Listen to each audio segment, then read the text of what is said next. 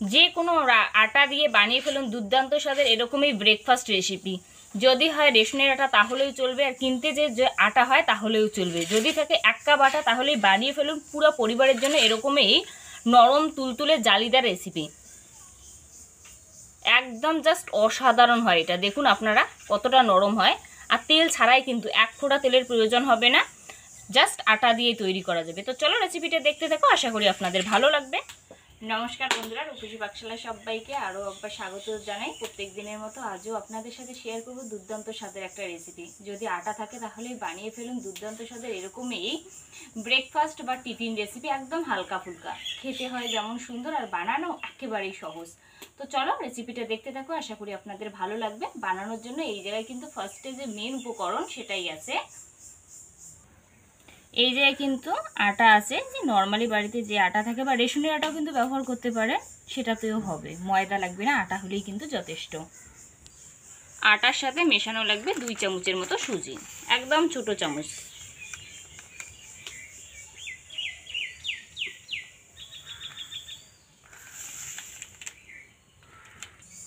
এবার স্বাদ মতো চিনি, চিনিটা দিলে কিন্তু খেতে বেশ সুন্দর হবে।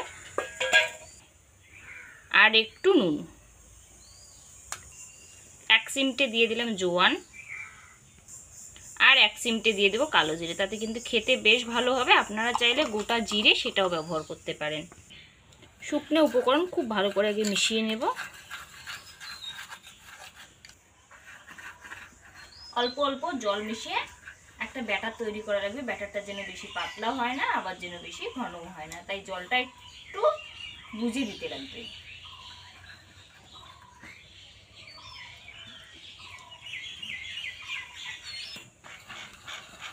জল দিয়ে খুব ভালো করে একদিক দিয়ে এইভাবে ঘুরানো লাগবে ব্যাটারটাকে। ব্যাটারের ঘনত্বটা দেখুন আপনার, ঠিক যেন এরকম হয়। এইভাবে কিন্তু 5 মিনিটের মতো এটা রেস্টে রাখতে লাগবে।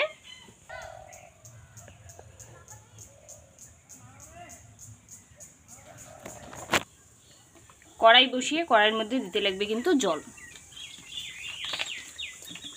জলটা ভালোভাবে ফোটানো লাগবে। 5 মিনিট পর কিন্তু দেখাচ্ছি, এর সাথে মেশানো লাগবে 1/2 চামচ বেকিং পাউডার। যতটা বেকিং পাউডার ঠিক তার অর্ধেক বেকিং সোডা, তার সাথে 1 টুকরা লেবু রস।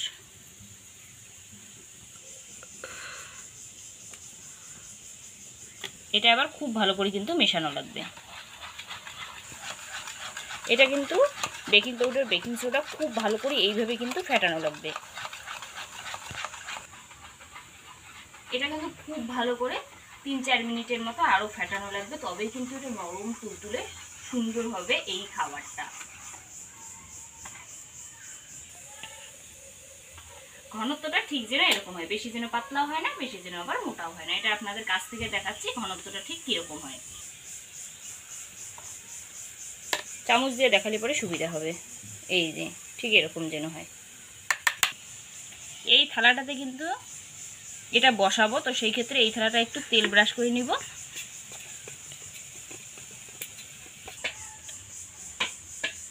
এটা কিন্তু আবার তেল ব্রাশ করা একেবারেই কমপ্লিট, চারদিকটাই সুন্দরভাবে তেলটা ব্রাশ করতে লাগবে।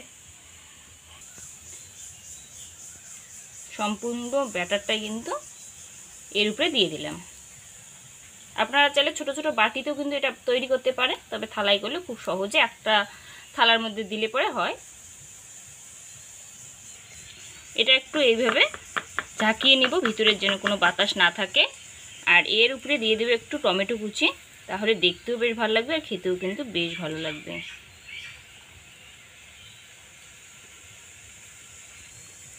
সব টমেটো কুচি কিন্তু সুন্দরভাবে একটু সাজিয়ে দিলাম, আর দিয়ে দেবো একটু পাকা লঙ্কা কুচি, ঝালটা নিজের স্বাদ অনুযায়ী। এটা কিন্তু আমার একেবারেই তৈরি। জলটা আপনারা দেখুন খুব ভালো করে ফুটছে, এর উপরে দিয়ে দেবো স্টান। এরপর এটা কিন্তু এইভাবে বসিয়ে দিতে লাগবে। বাবারে কি গরম! এটা কিন্তু ঢাকনা দিয়ে মিনিমাম 30 মিনিটের মতো করলে পরে এটা কিন্তু সুন্দরভাবে হবে। তো 30 মিনিট পর আপনাদের দেখাচ্ছি। 30 মিনিট হতে হতে উঠোনটা ততক্ষণ ঝাড় দিয়ে নিই।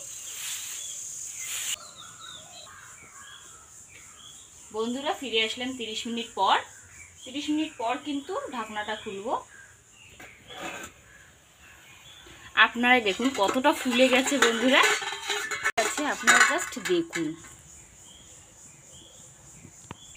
এবার একটা কাঠি দিয়ে চেক করে নিব।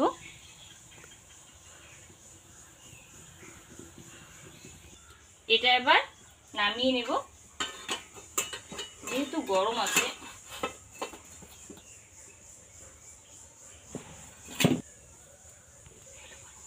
এটা কিন্তু ঠান্ডা করে তবেই কিন্তু ছাড়ানো লাগবে, আগেই ছাড়াতে যাবে না, একটু ঠান্ডা করে নেবেন।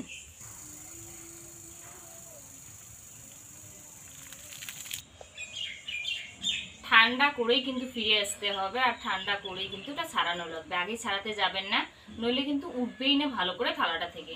তাই যতটা সম্ভব ঠান্ডা করার মানে ঠান্ডা করবেন আর কি। আর ঠান্ডা করলে কিন্তু চারদিকটা এমনিই কিন্তু দেখবেন ছাড়ছে। যখন দেখবেন চারদিকটা এমনি ছাড়বে তখন কিন্তু খুব সহজেই এটা অন্য থালাতে শিফট করা যাবে। তো চারদিকটা এইভাবে একটু ছুরির সাহায্যে ছাড়িয়ে নিলে কিন্তু সুন্দর হবে।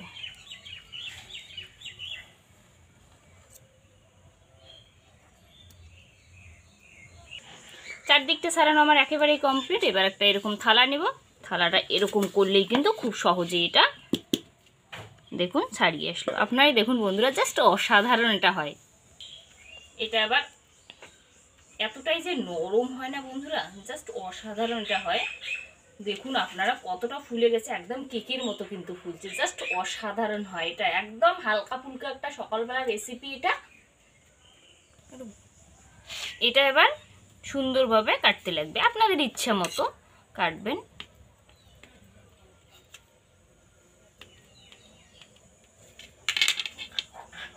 দেখুন ভিতরটা জাস্ট দেখুন, একদম কিন্তু অসাধারণ হয়, আর নরম একেবারেই হয়, জাস্ট অসাধারণটা। এটা যদি সস থাকে বা কোনো নারকেলের চাটনি, এটা কিন্তু একেবারেই জমে যাবে। আপনারাই দেখুন একদম তেল ছাড়া একটা হালকা ফুলকা ব্রেকফাস্ট রেসিপি, জাস্ট অসাধারণ হয়।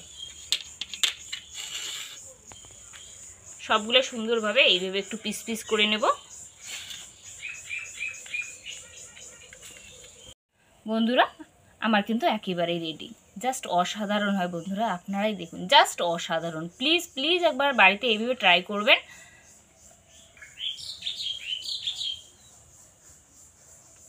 বন্ধুরা প্লিজ একবার বাড়িতে এইভাবে বানিয়ে দেখবেন, আশা করি সবার ভালো লাগবে। আর বাচ্চাদেরও কিন্তু টিফিনে খুব সহজেই যাবে, কারণ এটা তেল ছাড়া, আর তেল ছাড়া একদম একটা হেলদি রেসিপি। বাড়িতে যদি বানিয়ে দেখেন অবশ্যই জানাবেন কীরকম লাগে খেতে। আশা করি রেসিপিটা আপনাদের ভালো লাগবে। ভালো লাগলে অবশ্যই লাইক কমেন্ট শেয়ার করে দেবেন। আর যদি এই ছোট্ট চ্যানেলটা নতুন দর্শক, অবশ্যই চ্যানেলটাকে সাবস্ক্রাইব করে রাখবেন, পাশে থাকা বেল আইকনটি প্রেস করে রাখবেন, যাতে আমার রান্নার ভিডিওগুলো সবার আগে আপনার মোবাইলে পৌঁছায়। খাওয়ার পরে জানাচ্ছি আপনাদের কীরকম এটা হয়। বন্ধুরা জাস্ট অসাধারণ। আরো যদি নারকেলের চাটনিটা থাকতো না বন্ধুরা, জাস্ট জমে যেত কিন্তু। জাস্ট অসাধারণ।